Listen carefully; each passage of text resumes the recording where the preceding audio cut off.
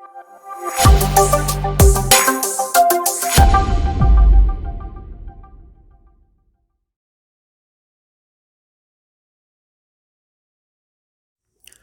All, ഇന്ന് നമ്മൾ discuss ചെയ്യുന്നത് മൊഡ്യൂൾ 1-ലെ 3rd ചാപ്റ്ററാണ്, introduction to building.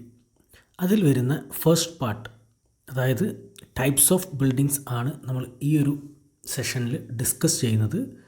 So chapter 3-ലെ part 1 types of buildings. So നമ്മൾ ഇനീഷ്യലി സിവിൽ എഞ്ചിനീയറിങ്ങിൻ്റെ ഒരു ഹിസ്റ്ററി അല്ലെങ്കിൽ അതിൻ്റെ ഇമ്പോർട്ടൻസ് പറഞ്ഞു. അത്തരം കാര്യങ്ങൾക്ക് ശേഷം നമ്മൾ ഇനിയൊരു ബിൽഡിങ്ങിനെ കുറിച്ചുള്ള ഒരു ഡീറ്റെയിൽഡ് ആയിട്ടുള്ളൊരു അനാലിസിസാണ് നടത്തുന്നത്. So different types of buildings ഏതൊക്കെയാണ് എന്നുള്ളതാണ് ഈ ഒരു സെഷനിൽ വരുന്നത്. അതുപോലെ തന്നെ നമ്മുടെ ഈ ഒരു ബിൽഡിങ്ങിൽ വരുന്ന മറ്റൊരു സെഷനാണ് കോമ്പണൻറ്റ്സ് ഓഫ് ബിൽഡിംഗ്. ഒരു ബിൽഡിങ്ങിൻ്റെ പാർട്സ് എന്തൊക്കെയാണ് എന്നുള്ളത് അത് നമ്മൾ നെക്സ്റ്റ് സെഷനിൽ ഡിസ്കസ് ചെയ്യും. സോ ഈ ഒരു ചാപ്റ്ററിൽ ഇന്ന് നമ്മൾ ഡിസ്കസ് ചെയ്യുന്നത് ടൈപ്സ് ഓഫ് ബിൽഡിങ്സ് എന്തൊക്കെയാണ് എന്നുള്ളതാണ്. Okay, so introduction to building. നമ്മളൊരു സിവിൽ എഞ്ചിനീയറിംഗ് ആസ്പെക്ട്സ് അല്ലെങ്കിൽ സിവിൽ എഞ്ചിനീയറിംഗ് റിലേറ്റഡ് ആയിട്ടുള്ള ആൾമോസ്റ്റ് എല്ലാ കാര്യങ്ങളും ഡിഫൈൻ ചെയ്തിട്ടുള്ളത് അല്ലെങ്കിൽ കൺസിഡർ ചെയ്യുന്നത് നാഷണൽ ബിൽഡിംഗ് കോഡ് എന്ന് പറയുന്ന ഒരു ബുക്കിൻ്റെ അല്ലെങ്കിൽ ഒരു കോഡ് ബുക്കിൻ്റെ ബേസിസിലാണ്. നമ്മൾ അതിനെ ബ്രീഫായിട്ട് NBC എന്ന് പറയും. സിവിൽ എഞ്ചിനീയേഴ്സിന് ഏറ്റവും ഇമ്പോർട്ടൻ്റ് ആയിട്ടുള്ളൊരു റെഫറൻസ് അല്ലെങ്കിൽ റൂൾ അനുസരിച്ച് കാര്യങ്ങൾ ചെയ്യാൻ അല്ലെങ്കിൽ മനസ്സിലാക്കാൻ വേണ്ടി നമ്മൾ ഉപയോഗിക്കുന്ന ഒരു കോഡാണ് നാഷണൽ ബിൽഡിംഗ് കോഡ് എന്ന് പറയുന്നത്. സോ ഈ ഒരു ബിൽഡിംഗ് കോഡിൻ്റെ അല്ലെങ്കിൽ ഈ കോഡിൽ പറഞ്ഞിട്ടുള്ള ഡാറ്റ അതിനനുസരിച്ചാണ് നമ്മൾ ഓരോ കാര്യങ്ങളും ചെയ്യുന്നത്. ജസ്റ്റ് എക്സാമ്പിളായിട്ട് നമ്മളൊരു വീട് ഉണ്ടാക്കുമ്പോൾ ആ വീടിന് എത്ര നമ്മുടെ വീടിൻ്റെ അല്ലെങ്കിൽ ആ പ്ലോട്ടിൻ്റെ ബൗണ്ടറിയിൽ നിന്നും എത്ര ഡിസ്റ്റൻസ് നമ്മൾ വിടണം, എത്ര ഗ്യാപ്പ് നമ്മൾ സൈഡിൽ കൊടുക്കണം എന്നുള്ളത് മുതൽ നമ്മളൊരു കിണർ ആ ഒരു സൈറ്റിൽ ക്രിയേറ്റ് ചെയ്യുമ്പോൾ നമ്മുടെ സെപ്റ്റിക് ടാങ്കിൽ നിന്ന് എത്ര ഡിസ്റ്റൻറ്റ് മാറിയിട്ടാണ് എന്നുള്ള പോലെ എല്ലാ കൺസ്ട്രക്ഷൻ റിലേറ്റഡ് ആയിട്ടുള്ള അല്ലെങ്കിൽ സിവിൽ എഞ്ചിനീയറിംഗ് റിലേറ്റഡ് ആയിട്ടുള്ള എല്ലാ ആസ്പെക്ട്സിനും ഉള്ള ഒരു ഡെഫിനിഷൻ അല്ലെങ്കിൽ റൂൾസ് ഈ ഒരു നാഷണൽ ബിൽഡിംഗ് കോഡിൻ്റെ ബേസിസിലാണ് ഡിറൈവ് ചെയ്തിട്ടുള്ളത്. സോ ഇതിനെ അനുസരിച്ചാണ് നമ്മൾ ഓരോ സിവിൽ എഞ്ചിനീയറിംഗ് ബേസിലുള്ള വർക്കുകളും കാര്യങ്ങളും ചെയ്യുന്നത്. സോ ഈ ഒരു NBC പ്രകാരം നമ്മളൊരു ബിൽഡിങ്ങിന് കൊടുത്തിട്ടുള്ള ഡെഫിനിഷനാണ് അവിടെ കാണിച്ചിട്ടുള്ളത്. വലിയൊരു സെൻറ്റൻസ് നമുക്ക് കാണാം.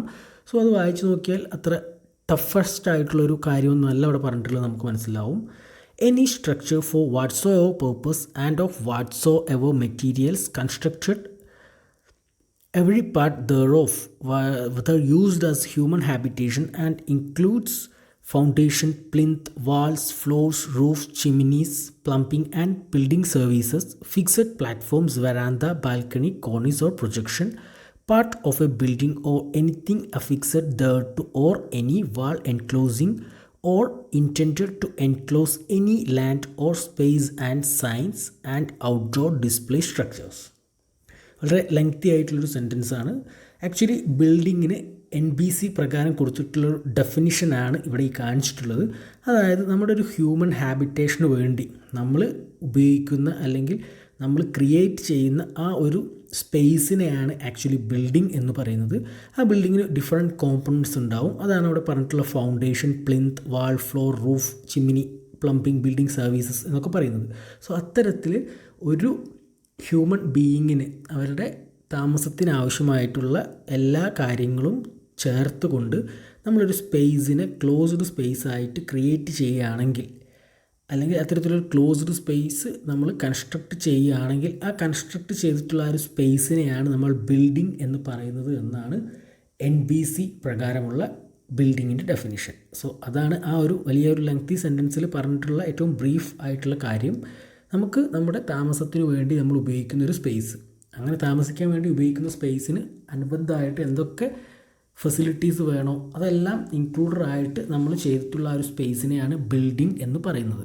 ഓക്കെ, സോ നമുക്ക് നെക്സ്റ്റ് ടൈപ്സ് ഓഫ് ബിൽഡിങ്സ് എന്തൊക്കെയാണെന്നുള്ളത് നോക്കാം. വളരെ ഇമ്പോർട്ടൻ്റ് ആയിട്ടുള്ളൊരു സെഷനാണിത്. എക്സാമിനേഷന് ഡയറക്റ്റ്ലി ചോദിക്കാൻ ചാൻസ് ഉള്ളൊരു ക്വസ്റ്റ്യൻ തന്നെയാണ് ടൈപ്സ് ഓഫ് ബിൽഡിംഗ് എന്ന് പറയുന്നത്. നമ്മൾ ജസ്റ്റ് എന്താണ് ബിൽഡിംഗ് എന്നുള്ളൊരു ഇൻട്രൊഡക്ഷൻ പറഞ്ഞു, അതാണ് ഇനീഷ്യലി പറഞ്ഞത്. ഇനി നമ്മൾ നോക്കുന്നത് ടൈപ്സ് ഓഫ് ബിൽഡിങ്സ് എന്തൊക്കെയാണ് എന്നുള്ളതാണ്. സോ നമ്മുടെ ഈ ഒരു ബിൽഡിംഗ് ക്ലാസിഫിക്കേഷൻ, നമ്മുടെ NBC പ്രകാരമുള്ള ബിൽഡിംഗ് ക്ലാസിഫിക്കേഷൻ എന്ന് പറയുന്നത് ബേസ്ഡ് ഓൺ ഒക്യുപ്പൻസിയാണ്. നമ്മൾ ആ ഒരു ബിൽഡിംഗ് എന്തിനു വേണ്ടിയാണ് ഉപയോഗിക്കുന്നത് എന്നുള്ള ഒരു കൺസിഡറേഷൻ്റെ ബേസിസിലാണ് നമ്മൾ ബിൽഡിങ്സിനെ ഡിവൈഡ് ചെയ്തിട്ടുള്ളതെങ്കിൽ ക്ലാസിഫൈ ചെയ്തിട്ടുള്ളത്. സോ ബേസിക്കലി 9 ക്ലാസിഫിക്കേഷൻസ് ആണ് നമ്മുടെ ബിൽഡിങ്സിന് വരുന്നത്. 9 ടൈപ്സിലാണ് നമ്മളിതിനെ ഡിഫൈൻ ചെയ്തിട്ടുള്ളത്. സോ ഏതൊക്കെയാണ് അത് എന്നുള്ളത് നമുക്ക് നോക്കാം. Group A residential building, group B educational, group C institutional, group D assembly building, group E business, group F മെർക്കാൻറ്റൈൽ, then group G industrial building, group H storage building and group J hazardous building. So അത്തരത്തിൽ 9 തരത്തിലാണ് നമ്മൾ ബിൽഡിങ്സിനെ national building കോഡിൻ്റെ ബേസിസിൽ divide ചെയ്തിട്ടുള്ളത് അല്ലെങ്കിൽ classify ചെയ്തിട്ടുള്ളത്. So ഇതോരോന്നും എന്തൊക്കെയാണ്, ഇതിൽ വരുന്ന sub divisions എന്തൊക്കെയാണ് എന്നുള്ളതാണ് നമ്മൾ നെക്സ്റ്റ് നോക്കാൻ പോകുന്നത്.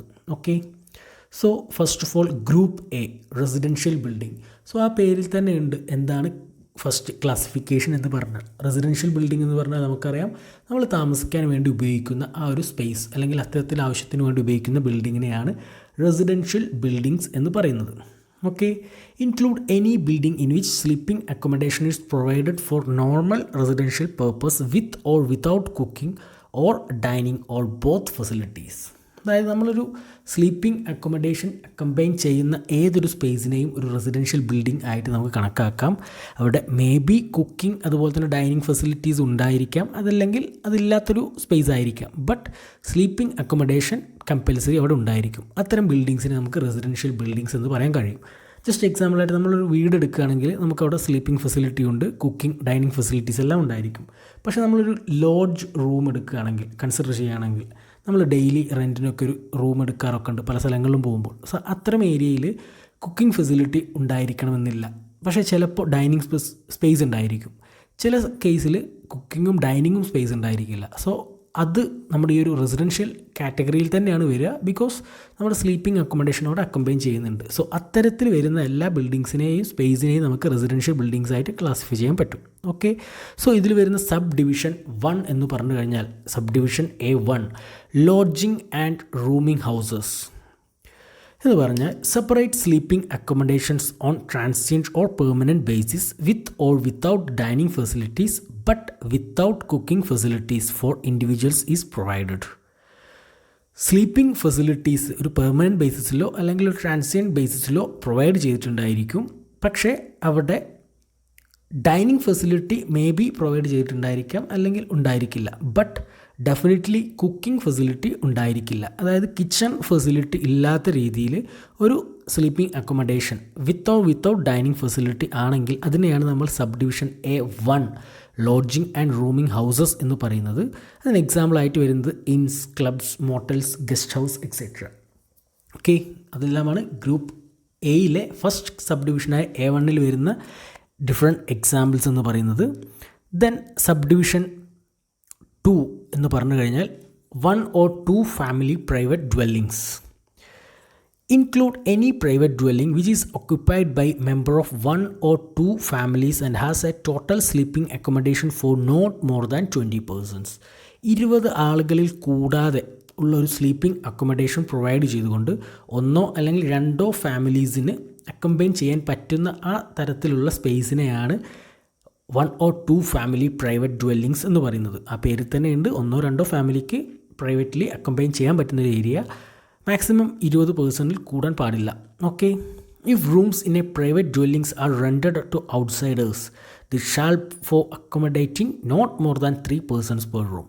സോ ഇത്തരത്തിൽ 2 ഫാമിലീസിനെ അക്കമ്പൈൻ ചെയ്യാമെന്ന് നമ്മൾ പറഞ്ഞു. സോ അതിൽ ഒരു പ്രൈവറ്റ് ഡ്വെല്ലിങ്, അതിലുള്ള ഒരു ഡ്വെല്ലിങ് നമ്മൾ റെൻറ്റിന് പുറത്തേക്ക് കൊടുക്കുകയാണെങ്കിൽ അങ്ങനെ കൊടുക്കുന്ന കണ്ടീഷനിൽ അതിൽ ഒരു റൂമിൽ മാക്സിമം 3 persons 3 ആളുകളെ അക്കമ്പൈൻ ചെയ്യാൻ പറ്റൂ എന്നുള്ള രീതിയിൽ, അല്ലെങ്കിൽ അതിനുള്ള സ്പേസേ നമ്മുടെ ബിൽഡിങ്ങിൽ പ്രൊവൈഡ് ചെയ്തിട്ടുള്ളൂ എങ്കിൽ ആ ഒരു കാറ്റഗറിയാണ് ആക്ച്വലി A2 എന്ന് പറയുന്ന സെഷനിൽ വരുന്നത്.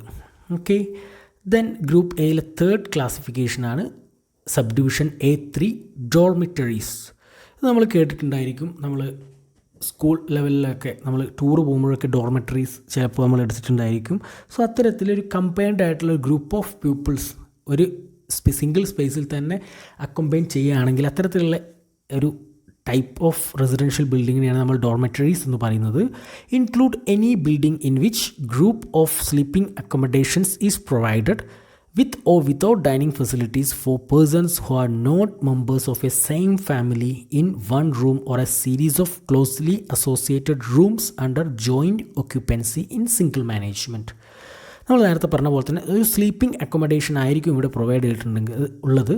May be with or without dining facility ആയിരിക്കും. പക്ഷേ ഈ ഒരു ഏരിയയിൽ അക്കമ്പൈൻ ചെയ്യുന്ന ആളുകൾ ഒരിക്കലും ഒരേ ഫാമിലി മെമ്പേഴ്സ് ആയിരിക്കണമെന്നില്ല, ഡിഫറെൻറ്റ് ആളുകളായിരിക്കും. മേ ബി ഒരു സിംഗിൾ ഹാൾ അല്ലെങ്കിൽ ഒരു റൂം സ്പേസിലായിരിക്കും ഇവർ അക്കമ്പൈൻ ചെയ്തിട്ടുള്ളത്, അല്ലെങ്കിൽ ക്ലോസ്ലി അസോസിയേറ്റഡ് ആയിട്ടുള്ള ക്ലോസ്ഡ് റൂം സ്പേസിലായിരിക്കും ഇവരെ പ്രൊവൈഡ് ചെയ്തിട്ടുള്ളത്, അല്ലെങ്കിൽ സ്ലീപ്പിംഗ് അക്കോമഡേഷൻസ് പ്രൊവൈഡ് ചെയ്തിട്ടുള്ളത്. എക്സാമ്പിൾസ് ആയിട്ട് പറയുന്നത് school and college dormitories, students and other hostels, military barracks. നമ്മുടെ സ്കൂളിലുള്ള അല്ലെങ്കിൽ കോളേജസിലുള്ള ഹോസ്റ്റൽ ഫെസിലിറ്റി നമുക്കിതിൻ്റെ ഒരു എക്സാമ്പിളായിട്ട് പറയാൻ പറ്റും. അവിടെ ഈ തരത്തിൽ ചില കേസിൽ ചില സ്പേസിൽ അവരുടെ സ്ലീപ്പിംഗ് അക്കോമഡേഷൻസ് എന്ന് പറഞ്ഞാൽ ഒരു കോമൺ ഹാളിലായിരിക്കും. അതല്ലെങ്കിൽ നമ്മൾ മിലിറ്ററി ക്യാമ്പിൽ അവരുടെ സ്ലീപ്പിംഗ് അക്കോമഡേഷൻസ് ഒരു സിംഗിൾ സ്പേസിലായിരിക്കും, അല്ലെങ്കിൽ മറ്റ് ഹോസ്റ്റൽ ഫെസിലിറ്റീസ്. സോ അത്തരത്തിൽ കോമൺ ഏരിയയിൽ ഡിഫറെൻറ്റ് ഫാമിലി മെമ്പേഴ്സ് ഒരുമിച്ച് അക്കമ്പൈൻ ചെയ്യുന്ന തരത്തിലുള്ള സ്പേസിനാണ് ആക്ച്വലി നമ്മൾ ഡോർമെറ്ററീസ് എന്ന് പറയുന്നത്. ഓക്കെ, നെക്സ്റ്റ് ക്ലാസിഫിക്കേഷൻ എന്ന് പറഞ്ഞു കഴിഞ്ഞാൽ സബ് ഡിവിഷൻ A4 ആണ്. Apartment houses include any building or structure in which living quarters are provided four 3 or more families living independently of each other and with independent cooking facility. Apartments നമുക്ക് അറിയുന്നതാണ്. So അത്തരത്തിലുള്ള ഒരു space എന്ന് പറയുമ്പോൾ ഒരു 2 to 3 അല്ലെങ്കിൽ അതിൽ കൂടുതൽ ഫാമിലി മെമ്പേഴ്സിനെല്ലാം അക്കമ്പൈൻ ചെയ്യുന്നുണ്ടായിരിക്കും. പക്ഷേ അവിടെ ഇൻഡിപെൻഡൻ്റ് ആയിരിക്കും, ഒരു കോമൺ സ്പേസ് ആയിരിക്കില്ല. അവർക്ക് എല്ലാവർക്കും ഇൻഡിപെൻഡൻറ്റ് റൂം സ്പേസും ഇൻഡിപെൻഡൻറ്റ് കിച്ചൺ ഫെസിലിറ്റി അല്ലെങ്കിൽ ഡൈനിങ് ഫെസിലിറ്റീസ് എല്ലാം ഉണ്ടായിരിക്കും. പക്ഷേ ആൾ ടുഗദർ ഈ ഫാമിലീസ് എല്ലാം അക്കമ്പൈൻ ചെയ്യുന്ന ഒരു സിംഗിൾ ബിൽഡിങ്ങിലായിരിക്കും. അത്തരത്തിലുള്ള സെഷനെയാണ് നമ്മൾ A4 അപ്പാർട്ട്മെൻറ്റ് ഹൗസസ് എന്ന് പറയുന്നത്. എക്സാമ്പിളായിട്ട് പറയുന്നത് അപ്പാർട്ട്മെൻറ്റ് ഹൗസ്, മാനിസൺസ്, ചോൾസ് എക്സെട്രയാണ്. സോ മാൻസിയൻസ് ഒക്കെ പറഞ്ഞാൽ നമ്മുടെ മുംബൈ അല്ലെങ്കിൽ അത്തരത്തിലുള്ള ഏരിയയിലൊക്കെ നമ്മൾ കണ്ടിട്ടുണ്ടായിരിക്കും. കമ്പൈൻഡ് ആയിട്ട് വലിയ ഒരു ഗ്രൂപ്പ് ഓഫ് ഫാമിലീസ് ഒരു സിംഗിൾ ബിൽഡിങ്ങിലൊക്കെ താമസിക്കുന്നത്. സോ അത്തരത്തിലുള്ളതിനാണ് നമ്മൾ ചോൾസ് എന്നൊക്കെ പറയുന്നത്. സോ അതാണ് A4 എന്ന് പറയുന്ന category. Okay, then next sub division എന്ന് പറഞ്ഞു കഴിഞ്ഞാൽ സബ് ഡിവിഷൻ A5 ഹോട്ടൽസ്. ഹോട്ടൽസും ഈ ഒരു റെസിഡൻഷ്യൽ കാറ്റഗറിയിൽ തന്നെയാണ് വരുന്നത്. ആക്ച്വലി ഹോട്ടൽ എന്ന് പറഞ്ഞു കഴിഞ്ഞാൽ include any building or group of buildings under single management in which sleeping accommodation is provided with or without dining facilities and hotels are classified up to 4 star categories. A5 എന്ന് പറഞ്ഞു കഴിഞ്ഞാൽ hotel എന്ന് പറയുന്ന കാറ്റഗറിയാണ്. Sleeping accommodations provide ചെയ്തിട്ടുണ്ടായിരിക്കും with or without dining facilities. 4 star category വരെയുള്ള എല്ലാ ഹോട്ടൽസും ഈ ഒരു A5 എന്ന് പറയുന്ന കാറ്റഗറിയിലാണ് ഇൻക്ലൂഡ് ചെയ്തിട്ടുള്ളത്. And the last one sub division A6 starred hotels. This shall include the hotels duly approved by the concerned authority as 5 star and above hotels. 5 star കാറ്റഗറിയും അതിന് മുകളിലേക്കും വരുന്ന ഹോട്ടൽ സ്പേസുകളെയാണ് നമ്മൾ A6 എന്ന് പറയുന്ന സ്റ്റാർഡ് ഹോട്ടൽസ് എന്ന് പറയുന്ന സബ് ഡിവിഷനിൽ ഇൻക്ലൂഡ് ചെയ്തിട്ടുള്ളത്. സോ ഇത്രയും ആണ് ഗ്രൂപ്പ് A റെസിഡൻഷ്യൽ ബിൽഡിങ്ങിൽ വരുന്ന sub divisions. Okay, now group B educational building. എന്താണ് എഡ്യൂക്കേഷണൽ ബിൽഡിംഗ് എന്നുള്ളത് നമുക്ക് അറിയാവുന്നതാണ്. സോ അതിൻ്റെ ഒരു ഡെഫിനിഷൻ നോക്കാം. Include any building used for school, college, other training institutions for day care purpose involving assembly for instruction, education and recreation for not less than 20 students. നമ്മൾ schooling അല്ലെങ്കിൽ college അതുമല്ലെങ്കിൽ മറ്റു ട്രെയിനിങ് ഇൻസ്റ്റിറ്റ്യൂഷൻസ് അത്തരത്തിൽ ഉള്ള പർപ്പസിന് വേണ്ടി ഉപയോഗിക്കുന്ന ബിൽഡിങ്സിനെയാണ് എഡ്യൂക്കേഷണൽ ബിൽഡിങ്സ് എന്ന് പറയുന്നത്. ഇവിടെയുള്ളൊരു കണ്ടീഷൻ എന്ന് പറഞ്ഞു കഴിഞ്ഞാൽ നോട്ട് ലെസ് ദാൻ 20 സ്റ്റുഡൻസ്. 20 സ്റ്റുഡൻസിലും കുറവ് ആകാൻ പാടില്ല. അതിൽ കൂടുതലായിട്ടുള്ള അക്കമ്പൈൻ ചെയ്യുന്ന ആ ഒരു ബിൽഡിംഗ്, എഡ്യൂക്കേഷണൽ പർപ്പസിന് വേണ്ടി ചെയ്യുന്ന ആ ഒരു ബിൽഡിങ്ങിനാണ് എഡ്യൂക്കേഷണൽ ബിൽഡിങ്സ് എന്ന് പറയുന്നത്. If residential accommodation is provided in school or institution, that portion of occupancy shall be classified as a building in subdivision A3. ഇത്തരത്തിലുള്ളൊരു എഡ്യൂക്കേഷണൽ ബിൽഡിങ്ങിൽ നമ്മളൊരു അക്കോമഡേഷൻ ഫെസിലിറ്റി കൂടെ പ്രൊവൈഡ് ചെയ്യുന്നുണ്ടെങ്കിൽ ആ ഒരു ഏരിയ ഓഫ് ബിൽഡിംഗ്, ആ ഒരു പാർട്ട് ഓഫ് ബിൽഡിങ്ങിനെ നമ്മൾ റെസിഡൻഷ്യൽ ബിൽഡിങ്ങിൻ്റെ ക്ലാസ് A3 ആണ് കൺസിഡർ ചെയ്യുന്നത്. സോ അവിടെ ഒരു മിക്സഡ് ഒക്യുപ്പൻസി ആയിരിക്കും. എഡ്യൂക്കേഷണൽ പ്ലസ് റെസിഡൻഷ്യൽ എന്നുള്ളൊരു കോൺസെപ്റ്റാണ് അവിടെ വരുന്നത്. അതൊരു സ്പെഷ്യൽ കേസാണ്. അതായത് നമ്മൾ നോർമലി ഒരു ഇൻസ്റ്റിറ്റ്യൂഷണൽ ബിൽഡിങ്ങിൽ അക്കോമഡേഷൻ ഹോസ്റ്റൽ ഫെസിലിറ്റി കൂടി അതിൻ്റെ കൂടെ വരുന്നുണ്ട്, കമ്പൈൻഡ് ആയിട്ട് വരുന്നുണ്ടെങ്കിൽ അത്തരം ഏരിയയിൽ നമ്മൾ ആ ഒരു sub category of residential building A3 എന്നുള്ളൊരു കൺസിഡറേഷൻ എടുക്കും. ഓക്കെ, സോ ഇതിൽ വരുന്നൊരു സബ് ഡിവിഷൻസ് എന്ന് പറഞ്ഞു കഴിഞ്ഞാൽ sub division B1 schools up to senior secondary level include any buildings or a group of buildings under single management which is used for students not less than 20 numbers. Senior secondary level schooling വരെ ഉള്ള educational ബിൽഡിങ്സിനെയാണ് നമ്മൾ B1 എന്ന് പറയുന്ന കാറ്റഗറിയിൽ കൊടുത്തിട്ടുള്ളത്. ഇവിടെ സ്റ്റുഡൻസിൻ്റെ എണ്ണം not less than 20, 20ൽ കൂടുതലുള്ള ഒരു നമ്പർ ഓഫ് സ്റ്റുഡൻസ് ഉണ്ടായിരിക്കുന്ന കാറ്റഗറി ഓഫ് ബിൽഡിങ്ങിനെയാണ് B1 schools up to senior secondary level എന്ന് പറഞ്ഞിട്ടുള്ളത്. സബ് ഡിവിഷൻ B2 എന്ന് പറഞ്ഞു കഴിഞ്ഞാൽ all others or training institutions, colleges തുടങ്ങിയ മറ്റ് എല്ലാ ട്രെയിനിങ് ഇൻസ്റ്റിറ്റ്യൂഷൻസിനെയും നമ്മൾ ഗ്രൂപ്പ് ബിയിലെ സെക്കൻഡ് കാറ്റഗറിയായ B2വിലാണ് ഉൾപ്പെടുത്തിയിട്ടുള്ളത്. Include any building or a group of buildings under single management which is used for students not less than 100 in number. 100 വിദ്യാർത്ഥികളിൽ കുറയാതെ മറ്റു എഡ്യൂക്കേഷണൽ, അതായത് സെക്കൻഡറി ലെവലിന് ഹയർ ആയിട്ട് വരുന്ന എല്ലാ എഡ്യൂക്കേഷണൽ ഇൻസ്റ്റിറ്റ്യൂഷൻസിനെയും നമ്മൾ ഈ ഒരു B2 എന്ന് പറയുന്ന കാറ്റഗറിയിലാണ് ഉൾപ്പെടുത്തിയിട്ടുള്ളത്. ഓക്കെ, സോ അത്രയും കാര്യങ്ങളാണ് ഗ്രൂപ്പ് ബി എഡ്യൂക്കേഷണൽ ബിൽഡിങ്സിൽ പറയാനുള്ളത്. ഗ്രൂപ്പ് സി എന്ന് പറഞ്ഞു കഴിഞ്ഞാൽ ഇൻസ്റ്റിറ്റ്യൂഷണൽ ബിൽഡിങ്സ് ആണ്. സോ ഇൻസ്റ്റിറ്റ്യൂഷണൽ ബിൽഡിങ്സ് എന്ന് പറഞ്ഞു കഴിഞ്ഞാൽ include any building or part thereof which is used for purpose such as medical or other treatment or care of persons suffering from physical or mental illness, disease or infirmity, cares of infants, convalescents or aged persons, and for penal or correctional detention in which the liberty of inmates is restricted. Institutional buildings എന്ന് പറഞ്ഞു കഴിഞ്ഞാൽ ഏറ്റവും സിമ്പിളായിട്ട് പറഞ്ഞു കഴിഞ്ഞാൽ hospitals, അത്തരത്തിൽ medical അല്ലെങ്കിൽ other ട്രീറ്റ്മെൻറ്റിന് വേണ്ടി ഉപയോഗിക്കുന്ന ബിൽഡിങ്സിനെയാണ് ആക്ച്വലി ഇൻസ്റ്റിറ്റ്യൂഷണൽ ബിൽഡിങ്സ് എന്ന് പറയുന്നത്. അതിൻ്റെ ഒരു ഡീറ്റെയിൽഡ് ആയിട്ടുള്ള ഡെഫിനിഷനാണ് അവിടെ ഒരു ഫസ്റ്റ് സെൻറ്റൻസിൽ കാണിച്ചിട്ടുള്ളത്. അതിൽ വരുന്ന ഡിഫറെൻറ്റ് ട്രീറ്റ്മെൻറ്റ്സ് അല്ലെങ്കിൽ ഏതൊക്കെ തരത്തിലുള്ള കെയറിംഗ് ആണ് ഈ ഒരു കേസിൽ വരുന്നത് എന്നാണ് അവിടെ പറഞ്ഞിട്ടുള്ളത്. ഓക്കെ, സോ ഇൻസ്റ്റിറ്റ്യൂഷണൽ ബിൽഡിംഗ് എന്ന് പറഞ്ഞു കഴിഞ്ഞാൽ ഏറ്റവും ബേസിക്കലി അല്ലെങ്കിൽ ബ്രീഫായിട്ട് നമുക്ക് ആ ഒരു ഹോസ്പിറ്റൽ ഫെസിലിറ്റിയാണ് ഓർമ്മ വരേണ്ടത്. Institutional buildings ordinarily provide sleeping accommodation for the accommodation of occupants. അവിടെ അക്കോമഡേഷൻ, സ്ലീപ്പിംഗ് അക്കോമഡേഷൻസും അതിൻ്റെ കൂടെ തന്നെ ഉണ്ടായിരിക്കും. ഈ ഒരു ഇൻസ്റ്റിറ്റ്യൂഷണൽ ബിൽഡിങ്ങിൽ ചില കേസിൽ നമ്മൾ ഇൻമേറ്റ്സിനെ റെസ്ട്രിക്റ്റ് ചെയ്യും, അതായത് കൂടെ അക്കമ്പൈൻ ചെയ്യാൻ ആരെയും നമ്മൾ അനുവദിക്കാത്തൊരു സിറ്റുവേഷൻസും ഉണ്ടായിരിക്കും. അത് നമ്മൾ ഇതിൻ്റെ സബ് ഡിവിഷൻസ് പറയുമ്പോൾ നിങ്ങൾക്ക് ക്ലിയർ ആവും. ഓക്കെ, സോ സബ് ഡിവിഷൻസ് എന്ന് പറഞ്ഞു കഴിഞ്ഞാൽ sub division C1 hospitals and sanatoria include any building or a group of buildings under single management which is used for housing persons suffering from physical limitations because of health or age and those incapable of self-preservation. For example, hospitals, infirmaries, sanatoria, nursing homes. Hospitals അല്ലെങ്കിൽ nursing homes, sanatoria പോലുള്ള ഏരിയാസിനാണ് നമ്മൾ C1 എന്ന് പറയുന്ന first sub division hospitals and sanatoria എന്ന കാറ്റഗറിയിൽ ഉൾപ്പെടുത്തിയിട്ടുള്ളത്. ഇതൊരു സിംഗിൾ മാനേജ്മെൻറ്റ് അണ്ടറിൽ വരുന്നൊരു ബിൽഡിംഗ് സ്പേസ് തന്നെ ആയിരിക്കും. ഇവിടെ നമ്മൾ ഫിസിക്കൽ ലിമിറ്റേഷൻസ് ഉള്ള ആളുകളെ അല്ലെങ്കിൽ ഏജ് കൊണ്ട്, പ്രായം കൊണ്ട് മറ്റു കാര്യങ്ങൾക്ക് ബുദ്ധിമുട്ടുള്ളവരെ, അത്തരത്തിലുള്ള ആളുകളെ എല്ലാമാണ് നമ്മളിവിടെ ഒരു അക്കമ്പൈൻ ചെയ്യുന്നത്. അതുപോലെ തന്നെ ഹെൽത്ത് ഇഷ്യൂസ് ഉള്ളവരെയും നമ്മൾ ഈ ഒരു ഹോസ്പിറ്റൽ അല്ലെങ്കിൽ നഴ്സിംഗ് ഹോം സ്പേസിലെല്ലാം അക്കമ്പൈൻ ചെയ്യുന്നു. അതാണ് C1 എന്ന് പറയുന്ന category. Next one C2 custodial institution include any building or a group of buildings under single management which is used for the custody and care of persons such as children, convalescents and the aged who are incapable of self-preservation. For example, homes for the aged and infirm, convalescence homes and orphanage. അതായത് നമ്മൾ ഒരു particular group of ആളുകളെ care ചെയ്യാനും അവരെ permanently താമസിപ്പിക്കാനും വേണ്ടി ഉപയോഗിക്കുന്ന ബിൽഡിങ്സിനാണ് custodial institutions പറയുന്നത്. എക്സാമ്പിളായിട്ട് orphanage, അനാഥരായിട്ടുള്ള space, അതുപോലെ തന്നെ ഓൾഡ് ഏജ് ഹോംസ്, എക്സാമ്പിളായിട്ട് പ്രായമായിട്ടുള്ള ആളുകളെ നമ്മൾ അക്കമ്പൈൻ ചെയ്യുന്ന സ്പേസ്, അതെല്ലാം ഈ ഒരു കസ്റ്റോഡിയൽ ഇൻസ്റ്റിറ്റ്യൂഷൻസിലാണ് വരുന്നത്. Okay, then next sub division എന്ന് പറഞ്ഞു കഴിഞ്ഞാൽ sub division C3 penal and mental institution. നെയിമിൽ തന്നെ ഉണ്ട് എന്താണ് അതുകൊണ്ട് ഉദ്ദേശിക്കുന്നത് എന്നുള്ളത്. Include any building or a group of buildings under single management which is used for housing persons under restraint or who are detained for penal or corrective purposes in which liberty of the inmates are restricted. For example, jail, prison, mental hospitals, mental sanatoria and reformatories.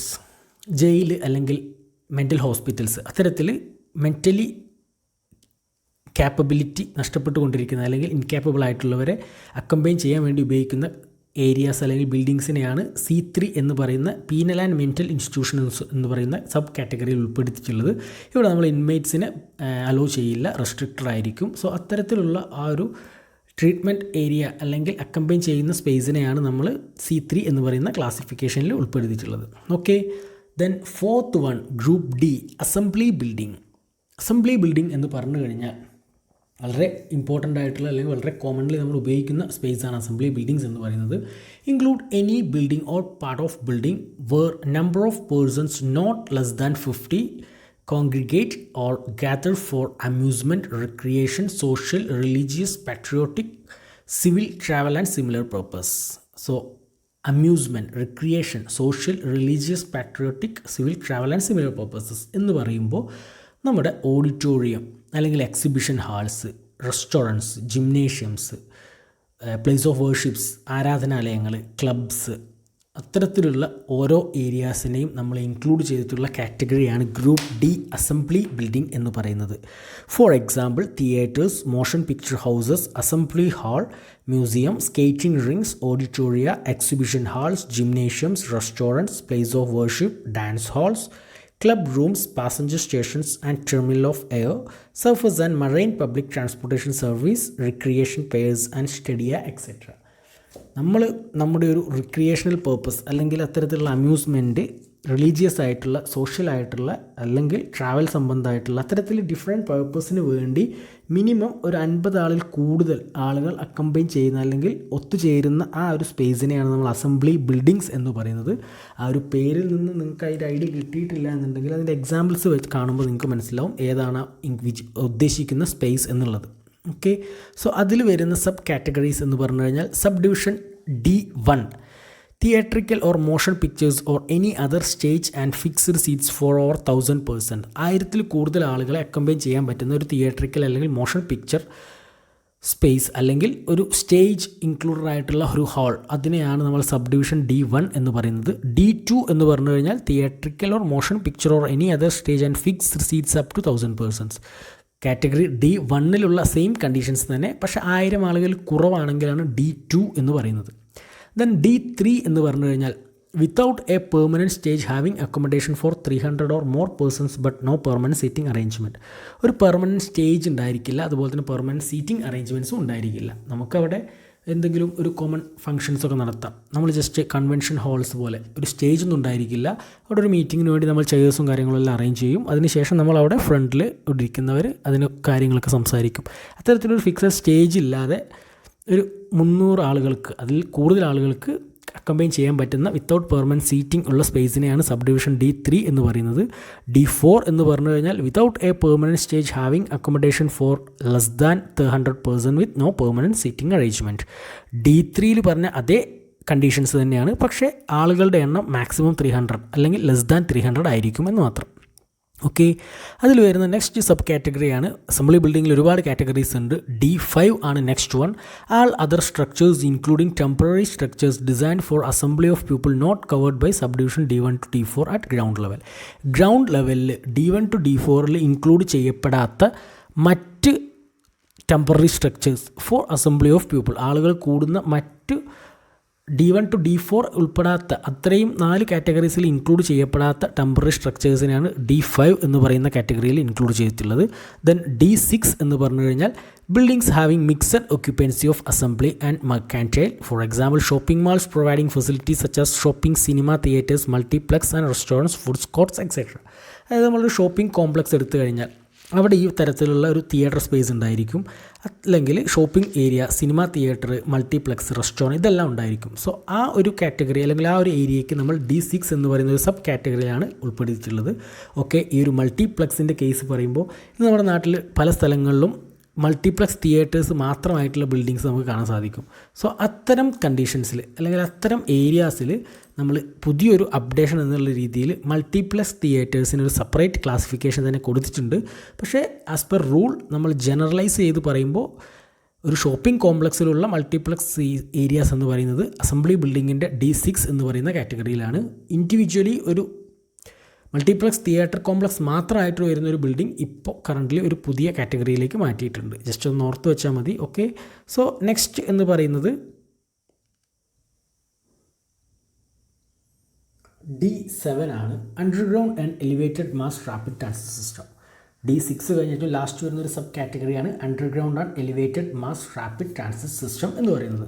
Okay, so ഇത്രയും കാര്യങ്ങളാണ് D എന്ന് പറയുന്ന ക്ലാസിഫിക്കേഷനിൽ വരുന്നത്. Next one group E, business building ആണ്. ആ ടേംസിൽ തന്നെ ഉണ്ട് എന്താണ് ഇതിൻ്റെ പേർപ്പസ് എന്നുള്ളത്. Include any building or part there of which is used for transaction of business, four keeping of accounts and records and similar purposes, professional establishment, service facilities etcetera. Business buildings എന്ന് പറഞ്ഞു കഴിഞ്ഞാൽ അതായത് ഒരു particular office സ്പേസുകൾ മാത്രമുള്ള, shopping space അല്ലാതെ purely shopping ഒഴിവാക്കി ഒരു ഓഫീസ് സ്പേസ് മാത്രമുള്ള അല്ലെങ്കിൽ സർവീസ് ഫെസിലിറ്റീസ് മാത്രം പ്രൊവൈഡ് ചെയ്യുന്ന ബാങ്ക് പോലുള്ള സ്പേസുകളാണെങ്കിൽ അത്തരത്തിലുള്ള ബിൽഡിങ്സിനെയാണ് ബിസിനസ് ബിൽഡിങ്സ് എന്ന് പറയുന്നത്. City hall, town halls, court house, libraries are shall classified in this group so far as the principal function of this is transaction of public business and keeping books and records. നമുക്ക് public ആയിട്ടുള്ള transactions, അത് financial ആവാം മറ്റു തരത്തിലുള്ളതാവാം, അത്തരം transactions നടക്കുകയും അതിൻ്റെ books and records keep ചെയ്യാൻ വേണ്ടി ഉപയോഗിക്കുന്ന സ്പേസിനെയാണ് ആക്ച്വലി ബിസിനസ് ബിൽഡിങ്സ് എന്ന് പറയുന്നത്. ഓക്കെ, സോ അതിൻ്റെ സബ് കാറ്റഗറീസ് എന്ന് പറഞ്ഞു കഴിഞ്ഞാൽ E1 office, banks, professional establishments like office of architect, engineers, doctors, lawyers, post office and police station.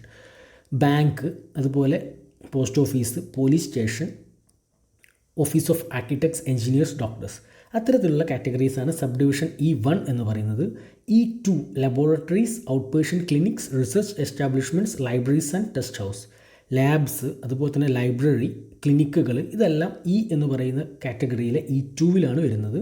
E3 electronic data processing centres, computer installations, information technology parks and call centres. E3 എന്ന് പറയുന്ന sub കാറ്റഗറിയിൽ വരുന്ന ഏരിയാസാണത്. Then E4 എന്ന് പറഞ്ഞു കഴിഞ്ഞാൽ telephone exchanges. Then E5 broadcasting stations, TV stations and air traffic control towers. Okay, then next എന്ന് പറയുന്നത് group F മെർക്കാൻറ്റൈൽ building ആണ്, അഥവാ കൊമേഴ്ഷ്യൽ ബിൽഡിംഗ്. നമ്മൾ കോമൺലി അല്ലെങ്കിൽ ഏറ്റവും ജനറലി നമ്മൾ തൊട്ട് കാണുന്ന ഒരു സ്പേസാണ് കൊമേഴ്ഷ്യൽ ബിൽഡിങ്സ് എന്ന് പറയുന്നത്. സോ സിവിൽ എഞ്ചിനീയറിംഗ് ആസ്പെക്റ്റിൽ ഒരുപാടധികം നിയമങ്ങളും അല്ലെങ്കിൽ റൂൾസൊക്കെ നോക്കി നമ്മൾ വളരെയധികം ശ്രദ്ധയോടെ കൺസിഡർ ചെയ്യുന്ന ഒരു കാറ്റഗറി ഓഫ് ബിൽഡിംഗ് ആണ് മെർക്കാൻറ്റൈൽ ബിൽഡിംഗ് എന്ന് പറയുന്നത്. It includes any building or part of building which is used as shop, stores, market for display and sale of merchandise, either wholesale or retail. നമ്മൾ സാധനങ്ങൾ വാങ്ങാനും വിൽക്കാനും വേണ്ടി ഉപയോഗിക്കുന്ന, അത് ഹോൾസെയിൽ ആവും റീറ്റെയിൽ ആവും, അത്തരത്തിലുള്ള എല്ലാ ബിൽഡിങ്സും അക്കമ്പൈൻ ചെയ്യുന്ന സ്പേസിനെയാണ് നമ്മൾ കൊമേഴ്ഷ്യൽ അല്ലെങ്കിൽ മെർക്കാൻറ്റൈൽ ബിൽഡിങ്സ് എന്ന് പറയുന്നത്. Sub division F1 shops, stores, departmental stores, markets with covered area up to 500 metre square. 500 metre square ഏരിയയിൽ കുറവുള്ള എല്ലാ ഡിപ്പാർട്ട്മെൻറ്റ് സ്റ്റോർ, മാർക്കറ്റ്, ഷോപ്സ്, ഇതെല്ലാം F1 എന്ന് പറയുന്ന കാറ്റഗറിയിലാണ് പെടുന്നത്. F2 എന്ന് പറഞ്ഞു കഴിഞ്ഞാൽ സെയിം കണ്ടീഷൻ തന്നെ, ഏരിയ 500 മീറ്റർ സ്ക്വയറിലും കൂടുതലാണെങ്കിൽ അതിനെയാണ് നമ്മൾ F2വിൽ ഇൻക്ലൂഡ് ചെയ്തിട്ടുള്ളത്. ദെൻ F3 എന്ന് പറയുമ്പോൾ underground shopping centres. Underground shopping centres ഉണ്ടെങ്കിൽ അതിനെയാണ് നമ്മൾ ഗ്രൂപ്പ് Fലെ തേർഡ് കാറ്റഗറിയായ F3യിൽ ഇൻക്ലൂഡ് ചെയ്തിട്ടുള്ളത്. Okay, next one group G industrial buildings. Include any building or part of building or structures in which products or materials of all kinds and properties are fabricated, assembled, manufactured and processed. Industrial പ്രോസസ്സുകൾ നടക്കുന്ന എല്ലാ ബിൽഡിങ്സിനെയും നമ്മൾ G എന്ന് പറയുന്ന ക്ലാസിഫിക്കേഷനിലാണ് consider ചെയ്തിട്ടുള്ളത്. ഇവിടെ നമ്മൾ different items fabricate ചെയ്യും, അസംബിൾ ചെയ്യും, മാനുഫാക്ചറിങ് അല്ലെങ്കിൽ processing of that particular product അതെല്ലാം ചെയ്യുന്ന ഒരു സ്പേസിനെയാണ് ഇൻഡസ്ട്രിയൽ ബിൽഡിങ്സ് എന്ന് പറയുന്നത്.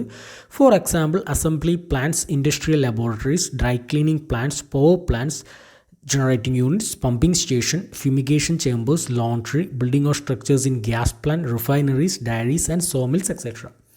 നമ്മൾ കോമൺലി കാണുന്ന ഇൻഡസ്ട്രിയൽ പേർപ്പസുകൾ നടക്കുന്ന ആ ബിൽഡിങ്സിനെയാണ് നമ്മൾ ഇൻഡസ്ട്രിയൽ ബിൽഡിംഗ് എന്ന് പറയുന്ന കാറ്റഗറിയിൽ ഇൻക്ലൂഡ് ചെയ്തിട്ടുള്ളത്.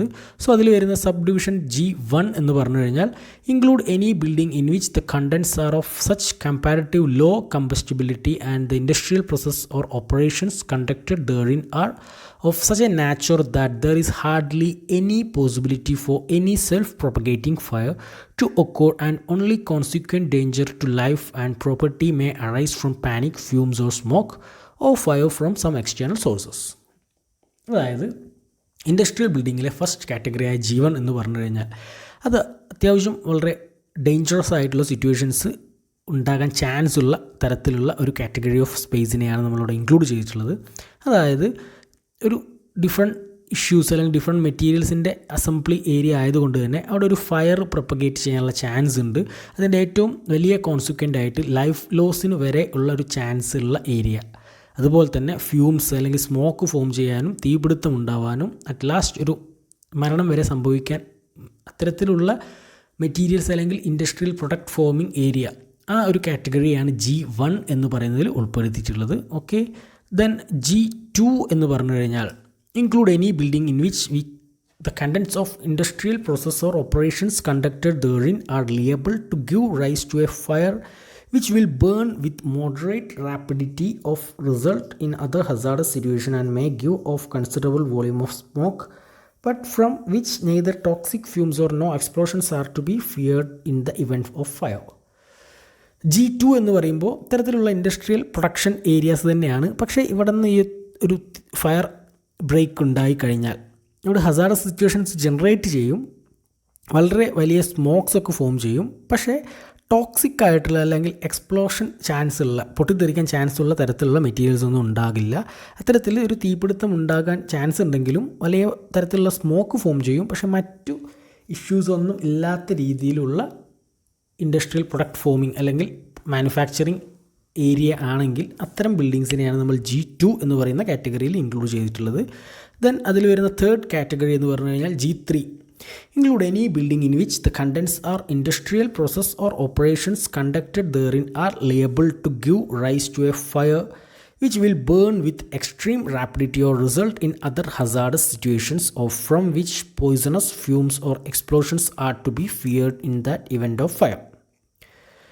നമ്മൾ ഈ പറഞ്ഞ G1 G2 കഴിഞ്ഞ് വരുന്ന നെക്സ്റ്റ് കാറ്റഗറിയാണിത്. ഇവിടെ ഈ തരത്തിലൊരു ഫയർ ബ്രേക്ക് ഉണ്ടാകുകയാണെങ്കിൽ വളരെ എക്സ്ട്രീം റാപ്പിഡായിട്ട് ഇത് ജനറേറ്റ് ചെയ്യാനും ഹസാർഡസ് ആയിട്ടുള്ള സിറ്റുവേഷൻസ് വിത്ത് പോയിസണസ് ഫ്യൂംസ് അല്ലെങ്കിൽ എക്സ്പ്ലോഷൻസ് എല്ലാം എൻഷുർ ചെയ്യുന്ന തരത്തിലുള്ള ഒരു ഇൻഡസ്ട്രിയൽ പ്രൊഡക്ഷൻ അല്ലെങ്കിൽ പ്രോസസ്സിംഗ് അസംബ്ലിംഗ് ഏരിയ ആണെങ്കിൽ അതിനെയാണ് നമ്മൾ G3 എന്ന് പറയുന്ന കൺസിഡറേഷനിൽ ഉൾപ്പെടുത്തിയിട്ടുള്ളത്. അതായത് ഇവിടെ ഒരു തീപിടുത്തം അല്ലെങ്കിൽ ഫയർ ബ്രേക്ക് ഔട്ട് ഉണ്ടായാൽ ഹസാർഡസ് ആയിട്ടുള്ള സിറ്റുവേഷൻ ജനറേറ്റ് ചെയ്യും, ടോക്സിക് ആയിട്ടുള്ള ഫ്യൂംസ് അല്ലെങ്കിൽ എക്സ്പ്ലോഷൻസിനെല്ലാം ഉള്ള സാധ്യതകളുണ്ട്. ഓക്കെ, സോ നെക്സ്റ്റ് കാറ്റഗറി എന്ന് പറഞ്ഞു കഴിഞ്ഞാൽ ഗ്രൂപ്പ് H ആണ്, സ്റ്റോറേജ് ബിൽഡിങ്സ്. സോ ആ ടേമിൽ തന്നെയുണ്ട് മെറ്റീരിയൽ സ്റ്റോറേജിന് വേണ്ടി ഉപയോഗിക്കുന്ന സ്പേസിനെയാണ് നമ്മൾ H എന്ന് പറയുന്ന കാറ്റഗറിയിൽ ഇൻക്ലൂഡ് ചെയ്തിട്ടുള്ളത്.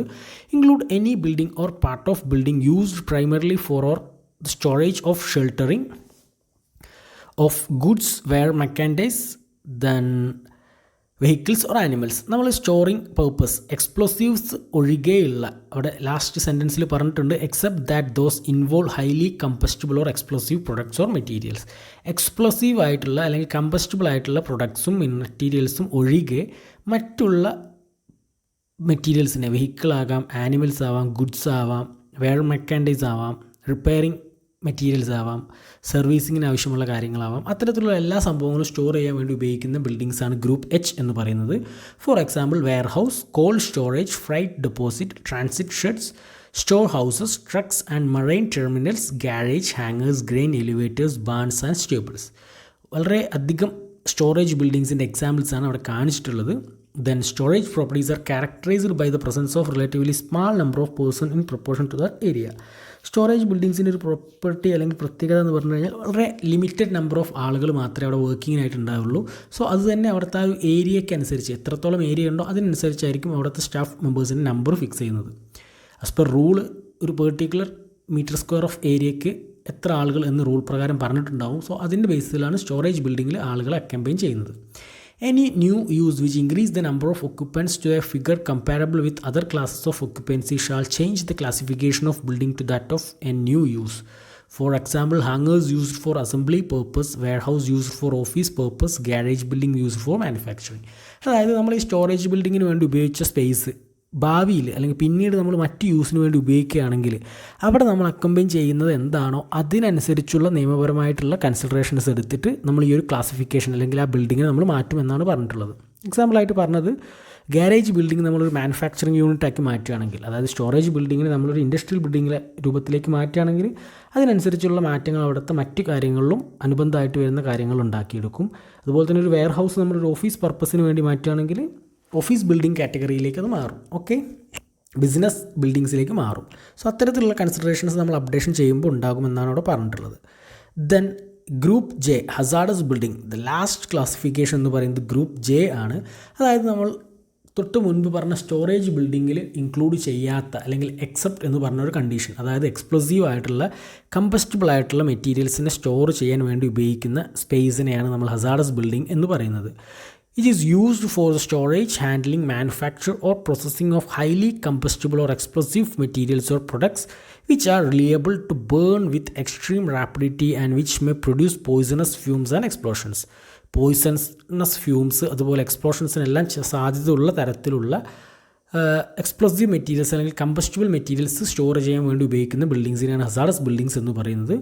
Four storage, handling, manufacturing or processing with involve highly corrosive, toxic or noxious alkalis, acids or other liquids or chemical producing flames, fumes and explosive, poisonous, irritant or corrosive gases, and for the storage, handling of, processing of any material producing explosive mixtures of dust which result in the division of matter into fine particles subjected to spontaneous ignition.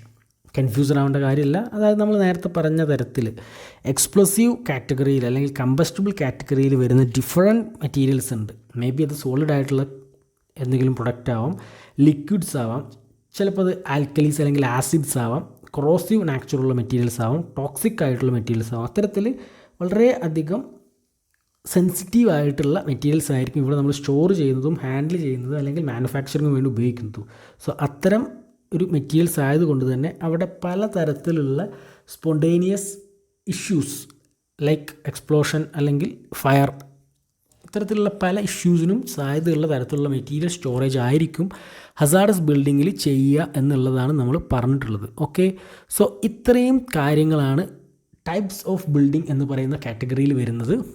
നമ്മൾ പറഞ്ഞത് 9 തരത്തിലുള്ള building classifications based on NBC ആണ്. National building കോഡിൻ്റെ ബേസിസിലുള്ള 9 classifications ആണ് നമ്മൾ പറഞ്ഞത്. So ഈ ഒരു session എന്ന് പറഞ്ഞാൽ വളരെ ഇമ്പോർട്ടൻ്റ് ആയിട്ടുള്ള ഒന്ന് തന്നെയാണ്. അത് കൂടാതെ ഇവിടെ ശ്രദ്ധിക്കേണ്ട ഒരു കാര്യം എന്ന് പറഞ്ഞു കഴിഞ്ഞാൽ നമ്മൾ ഈ കാറ്റഗറി പറയുമ്പോൾ ഒരുപാട് സബ് കാറ്റഗറീസ് ഒക്കെ പറഞ്ഞിട്ടുണ്ട്. സോ ഈ ഒരു 9 ടൈപ്പ് ഓഫ് ബിൽഡിങ്സും അതിൻ്റെ കൂടെ ആ ഓരോ കാറ്റഗറിയിൽ വരുന്ന സബ് ഡിവിഷൻസും പഠിക്കുക എന്ന് പറയുമ്പോൾ വളരെ ഒരു ഡിഫിക്കൽട്ട് ഫീൽ ചിലപ്പോൾ ഉണ്ടായിരിക്കാം. പക്ഷേ വളരെ സിമ്പിളായിട്ട് ഇത് പഠിക്കാനുള്ളൊരു മെത്തേഡ് എന്ന് പറഞ്ഞു കഴിഞ്ഞാൽ ഫസ്റ്റ് വൺ റെസിഡൻഷ്യൽ ബിൽഡിങ്സ് ആയിരുന്നു. സോ എന്താണ് റെസിഡൻഷ്യൽ ബിൽഡിംഗ് എന്നുള്ള ആ ഒരു ഐഡിയ മനസ്സിലാക്കിയെടുക്കുക. അതിനുശേഷം അതിൽ വരുന്ന categories just A1, A2, A3, A4, A5 അല്ലെങ്കിൽ A6 എന്നാണുള്ളതെങ്കിൽ എന്താണ് അവിടുത്തെ ഏറ്റവും ഇമ്പോർട്ടൻ്റ് ആയിട്ടുള്ള കണ്ടൻറ്റ് എന്ന് നോക്കുക. നിങ്ങളിപ്പോൾ ഈ ഒരു സെഷൻ ശ്രദ്ധിച്ചു കഴിഞ്ഞാൽ നമ്മൾ ആൾമോസ്റ്റ് എല്ലാ സെൻറ്റൻസും സ്റ്റാർട്ട് ചെയ്യുന്നത് സെയിം സെൻറ്റൻസ് അല്ലെങ്കിൽ വേർഡ്സ് തന്നെയാണ് നമ്മൾ ഉപയോഗിക്കുന്നത്. This includes the buildings or part there of എന്നൊക്കെ പറഞ്ഞിട്ട്. അതായത് ഞാനിവിടെ കാണിച്ചിട്ടുള്ളത് ആസ് പെർ റൂൾ NBC എന്ന് പറയുന്ന നാഷണൽ ബിൽഡിംഗ് കോഡ് പ്രകാരം പറഞ്ഞിട്ടുള്ള ഡെഫിനിഷൻസ് ആണ്. ഞാനത് അതുപോലെയാണ് അവിടെ കാണിച്ചിട്ടുള്ളത്. പക്ഷേ നിങ്ങൾക്ക് പഠിക്കുന്ന സമയത്ത് എക്സാക്റ്റ് ആ ഒരു സെൻറ്റൻസ് അതുപോലെ കാണാതെ പഠിക്കുക എന്നുള്ളതല്ല വേണ്ടത്. അതിന് പകരം എന്താണ് സംഭവം എന്നുള്ളത് ആ ഒരു സെൻറ്റൻസ് നോക്കി മനസ്സിലാക്കുക. അതാണ് നമുക്ക് ഏറ്റവും ഇമ്പോർട്ടൻ്റ് ആയിട്ട് വേണ്ടത്. സോ ഈ ഒരു 9 കാറ്റഗറീസ് ഏതൊക്കെയാണ്? ജസ്റ്റ് എക്സാമ്പിളായിട്ട് ഗ്രൂപ്പ് H എന്ന് പറഞ്ഞാൽ എന്താണെന്ന് ചോദിച്ചാൽ നമുക്കത് ഓർമ്മ വേണം. അല്ലെങ്കിൽ ഗ്രൂപ്പ് F മെർക്കാൻഡൈൽ ബിൽഡിങ്സ് ആണ് എന്നുള്ളത് ഓർമ്മ വേണം. മെർക്കാൻഡൈൽ ബിൽഡിങ്സിലുള്ള ക്ലാസിഫിക്കേഷൻസ് എന്തൊക്കെയാണെന്ന് ചോദിച്ചാൽ 500 m² കുറവുള്ളത് അല്ലെങ്കിൽ അതിന് മുകളിലുള്ളത്, അണ്ടർഗ്രൗണ്ട് ഷോപ്പിംഗ് കോംപ്ലക്സ്, അത്തരത്തിലുള്ള ഐഡിയാസ് എന്താണ് എന്നുള്ളൊരു ഐഡിയ നമുക്ക് ഉണ്ടാക്കുകയാണ് ഏറ്റവും വലുത്. സോ അത്തരത്തിൽ ഈ കാര്യങ്ങൾ എന്തൊക്കെയാണ്, ടൈപ്സ് ഓഫ് ബിൽഡിങ്സ് എന്തൊക്കെയാണ്, അതിൻ്റെ സബ് കാറ്റഗറീസ് എന്തൊക്കെയാണ് എന്ന് പഠിച്ചാൽ ഈ ഒരു സെഷൻ നിങ്ങൾക്ക് പഠിക്കാൻ വളരെ സിമ്പിളായിട്ട് തന്നെ കഴിയും. ബിക്കോസ് ഇതൊരിക്കലും കാണാതെ പഠിക്കേണ്ട കാര്യമല്ല. ഏതൊക്കെയാണ് കാറ്റഗറീസ്, അതിൻ്റെ സബ് കാറ്റഗറീസിൻ്റെ എന്താണ് അതിൻ്റെ ഏറ്റവും ബേസിക് കണ്ടീഷൻ എന്ന് ആലോചിച്ച് കഴിഞ്ഞാൽ നമുക്ക് വളരെ ഈസിലി മനസ്സിലാക്കാൻ പറ്റും. പല സബ് ഡിവിഷൻസിലും 1 to 1ൻ്റെ നേരെ സെയിം കണ്ടീഷൻസ് തന്നെ ആയിരിക്കും സെക്കൻഡ് സബ് ഡിവിഷനിലും. ആകെ മാറ്റം എന്ന് പറഞ്ഞു കഴിഞ്ഞാൽ നമ്പർ ഓഫ് പീപ്പിൾസിനോ അത്തരത്തിലുള്ള ചെറിയ ചേഞ്ചസ് മാത്രമേ ഉണ്ടാവൂ. സോ ആ ഒരു അനാലിസിസ്, ആ ഒരു കമ്പാരിറ്റീവ് സ്റ്റഡി നടത്താൻ നിങ്ങൾക്ക് വളരെ ഈസി ആയിട്ട് തന്നെ ഈ ഒരു സെഷൻ കംപ്ലീറ്റ് ചെയ്യാൻ സാധിക്കും. അത് കൂടാതെ മറ്റൊരു കാര്യം, നമ്മളിതിൽ പല കാറ്റഗറിക്കും എക്സാമ്പിൾസ് പറഞ്ഞിട്ടുണ്ട്. അതിൽ പലതും നിങ്ങൾക്ക് ഒരു പക്ഷേ എന്താണ് ആ ഒരു ബിൽഡിങ്ങിനെ കൊണ്ട് അല്ലെങ്കിൽ ആ ഒരു പേര് കൊണ്ട് ഉദ്ദേശിക്കുന്നത് മനസ്സിലായിട്ടില്ല. ഞാൻ ഓരോന്നും ഡീറ്റെയിൽഡ് ആയിട്ട് എക്സ്പ്ലെയിൻ ചെയ്യാത്തതിൻ്റെ ഏറ്റവും വലിയ കാരണം ഞാൻ അങ്ങനെ പറയുമ്പോൾ നിങ്ങൾക്ക് വീണ്ടും വീണ്ടും കൺഫ്യൂഷൻ ആവാനുള്ള ചാൻസ് ഉണ്ട് എന്നുള്ളത് കൊണ്ടാണ്. സോ എന്താണ് മോട്ടൽസ്? നിങ്ങൾ ഹോട്ടൽസ് കേട്ടിട്ടുണ്ടാവും, പക്ഷേ മോട്ടൽ എന്ന് പറയുന്നൊരു എക്സാമ്പിൾ നിങ്ങൾ അവിടെ കണ്ടിട്ടുണ്ടായിരിക്കും. സോ അതെന്താണ് എന്ന് അറിയുന്നില്ലെങ്കിൽ ജസ്റ്റ് ഒന്ന് ഗൂഗിൾ ചെയ്യുക, നിങ്ങൾക്ക് മനസ്സിലാവും വളരെ ബ്രീഫായിട്ട് എന്താണ് എക്സാമ്പിൾ എന്ന്. സോ അത്തരത്തിൽ ആ എക്സാമ്പിൾസിൻ്റെ ഐഡിയ അതെന്താണെന്നുള്ള രീതിയിൽ മനസ്സിലാക്കിയാലും നിങ്ങൾക്ക് ഈ ഒരു കാറ്റഗറീസ് വളരെ ഈസിലി പഠിക്കാൻ സാധിക്കും. സോ ഇത്രയും കാര്യങ്ങളാണ് നമ്മുടെ ഈ ഒരു ചാപ്റ്ററിലെ പാർട്ട് 1 വരുന്നത്. പാർട്ട് 2 ചാപ്റ്റർ 3 പാർട്ട് 2 എന്ന് പറഞ്ഞാൽ selection of site for building and components of building എന്ന് പറയുന്നതാണ്. ഒരു ബിൽഡിംഗ് ഉണ്ടാക്കാൻ വേണ്ടി നമ്മുടെ സൈറ്റ് സെലക്ട് ചെയ്യുമ്പോൾ എന്തൊക്കെ കാര്യങ്ങളാണ് ശ്രദ്ധിക്കേണ്ടത് എന്നുള്ളതും, അതുപോലെ തന്നെ കോമ്പണൻസ് ഓഫ് എ ബിൽഡിംഗ്, ഒരു ബിൽഡിങ്ങിൻ്റെ ഡിഫറെൻറ്റ് കോമ്പണൻസ് എന്തൊക്കെയാണ് എന്നുള്ളതുമാണ് നമ്മൾ നെക്സ്റ്റ് സെഷനിൽ ചാപ്റ്റർ 3 പാർട്ട് 2 നമ്മൾ ഡിസ്കസ് ചെയ്യുന്നത്. ഓക്കെ, സോ ഇത്രയും കാര്യങ്ങളാണ് ചാപ്റ്റർ 3 ഫസ്റ്റ് പാർട്ടിൽ പറയാനുള്ളത്. Thank you.